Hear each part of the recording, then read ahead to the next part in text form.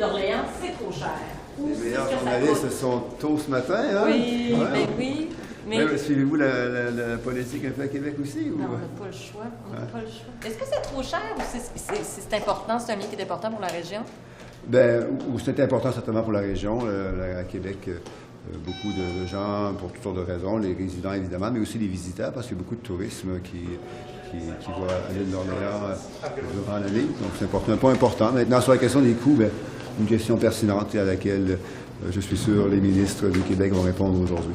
Puis à titre d'économiste, quand vous voyez des mesures comme taxer les plus riches, à partir de combien on devrait commencer à taxer? Devrait être quoi le seuil de revenu?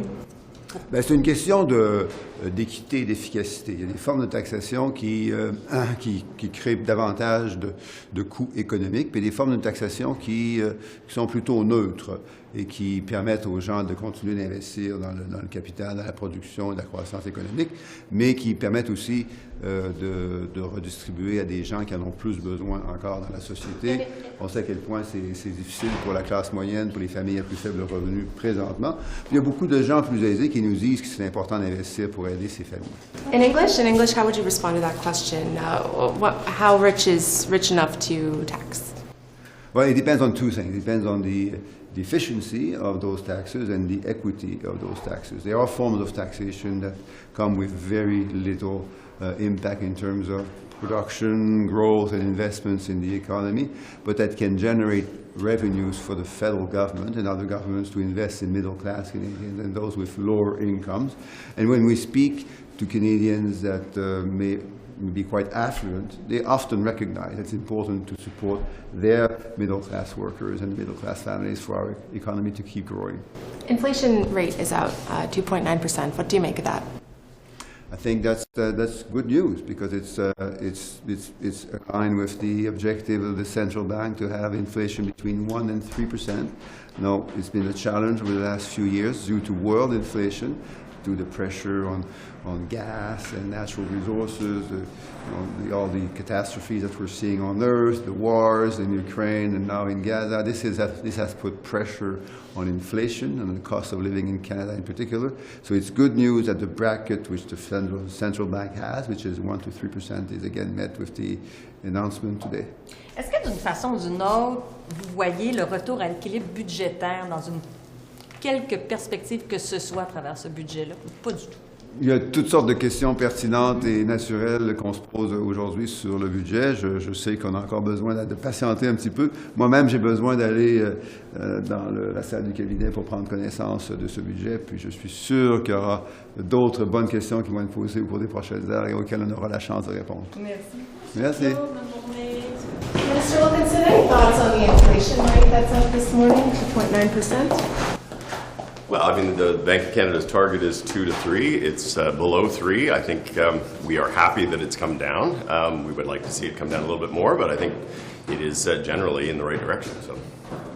Monsieur Wilkinson, quand on regarde les mesures de taxer peut-être les profits des grandes entreprises, vous qui représentez le secteur des énergies, est-ce que c'est quelque chose qui vous parle, ça? C'est pour le budget cet après-midi. On va parler les taxes et les dépenses, mais bien sûr, c'est important que toutes les entreprises, tous les secteurs payent leur partie, et c'est important pour partout le Canada. In English? The issues around taxes and spending will be in the budget. I'm not going to scoop the Minister of Finance, but I would say it's important that all sectors are actually doing their part to fight climate change and to pay their fair share. So.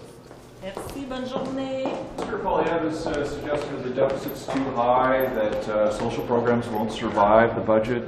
Just wondering your response to Mr. Poilievre's words this morning. We have the lowest debt to GDP ratio in the G7. We have a AAA credit rating. That is consistent, and that is by an independent, objective observer of Canada's economic position. And we have historically low unemployment.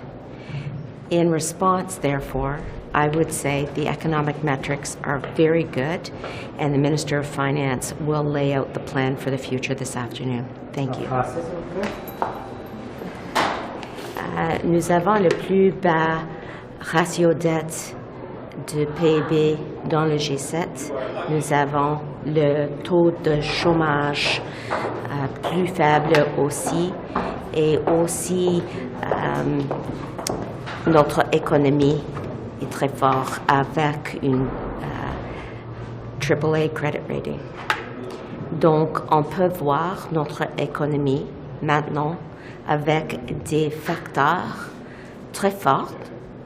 Et cet après-midi, la ministre des Finances va nous dire le plan pour l'avenir.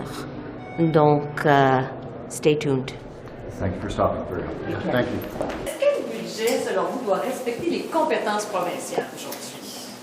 On a toujours travaillé en collaboration avec les provinces et avec les territoires. C'est comme ça qu'on a relevé les plus grands défis de notre pays, puis ça va continuer.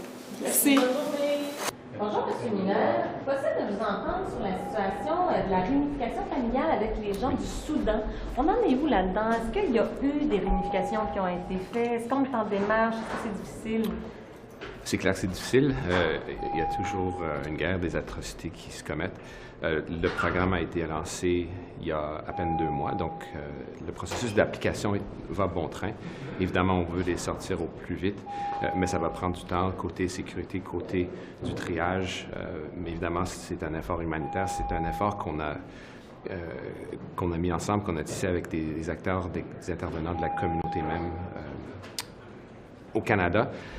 J'ai rencontré plusieurs membres de la communauté la semaine dernière qui avaient des revendications en ce qui a trait au programme lui-même.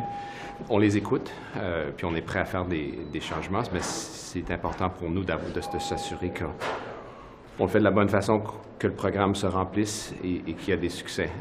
Je ne crois pas que les gens vont pouvoir venir au Canada avant même l'automne, même plus tard.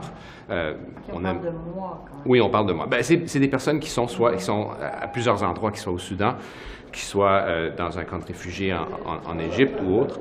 Je ne sais pas s'ils sont en sécurité, mais là, mon travail, c'est pas d'agir au Soudan, mais de s'assurer qu'on les accueille ici au Canada au plus vite possible. Should the IRGC be designated a terrorist organization? No?